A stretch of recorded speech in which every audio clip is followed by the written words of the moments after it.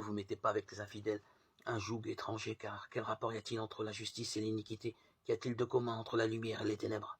Quel accord y a-t-il entre Christ et Bélial? Ou quelle part a le fidèle avec l'infidèle? 2 Corinthiens 6, 14, 15. Faisons comme les premiers disciples de Jésus auxquels il est dit, ils examinaient chaque jour les Écritures pour voir si ce qu'on leur disait était exact.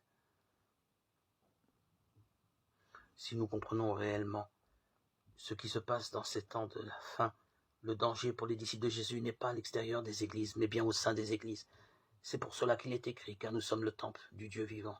Comme Dieu l'a dit, j'habiterai, je marcherai au milieu d'eux, je serai leur Dieu, ils seront mon peuple. C'est pourquoi sortez du milieu d'eux et séparez-vous, dit le Seigneur, ne touchez pas ce qui est impur, et je vous accueillerai.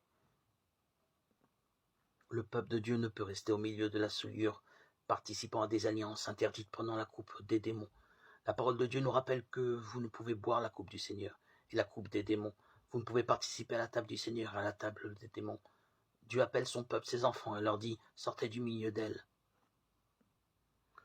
mon peuple, afin que vous ne participiez point à ses péchés et que vous n'ayez point de part à ses fléaux.